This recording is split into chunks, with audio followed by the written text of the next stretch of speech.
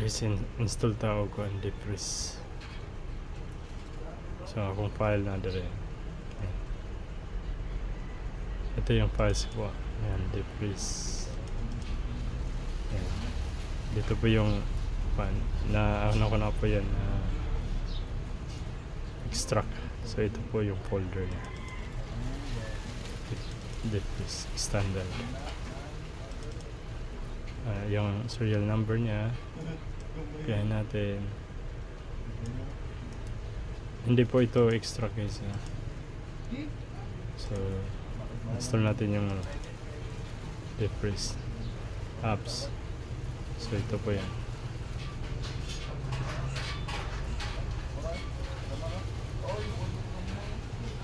Next, accept.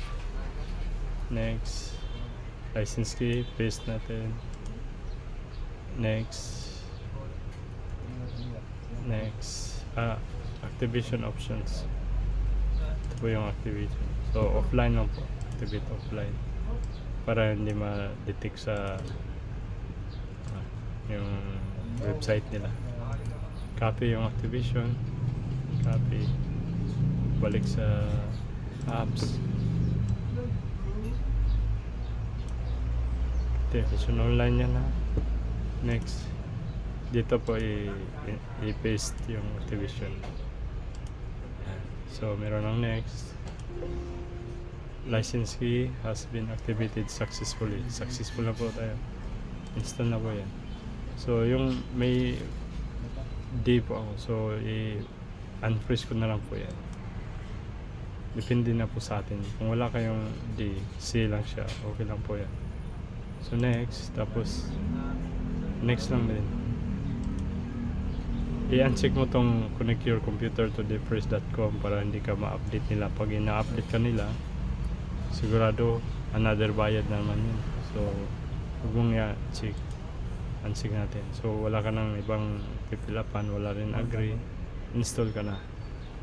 Kasi yung nag-agree ka, doon po yun sa depris.com. So install lang. Installing na po yan.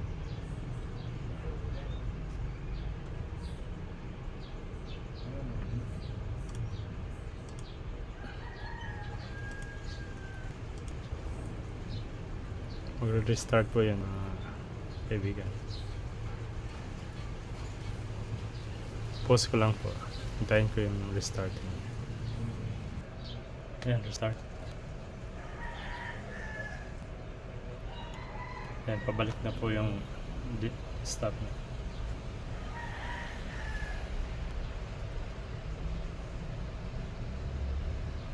Ayan. Ayan po, bumalik na po tayo sa normal. So yan, naka-depress na po tayo. Tingnan natin. Lagay muna tayo ng password. 71976. Yeah. So confirm na po tayo. New password at saka yung confirm password. Okay na tayo. Tapos pasukin po natin yung depress. Tingnan natin kung fully activated ba. So pwede nating pindutin yung tatlo, yung Shift, CTRL at saka Alt, long press, tapos pindot bigla sa F6. Ayan. So may password na po tayo.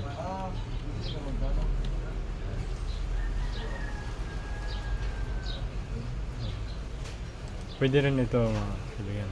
May option din. Yan, naka-depress na po yan. Nakita naman natin yan. Naka-depress na po. Ito yung bear. Yan.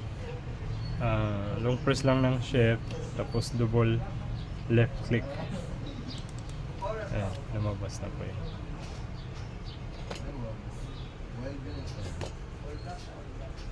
Password. Okay.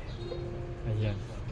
So, i-bootload lang po natin para pag may mga install tayo ng mga bagong apps, pwede hindi siya hindi mawawala.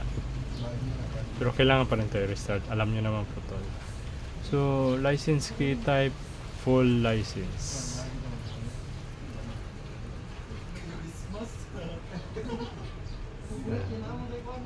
License, ayan o.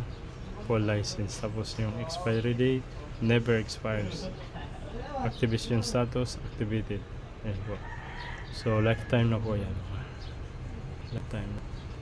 Ayan po siya. Tapos, nakabutod, makapag-install tayo ng mga panibagong apps kung meron man.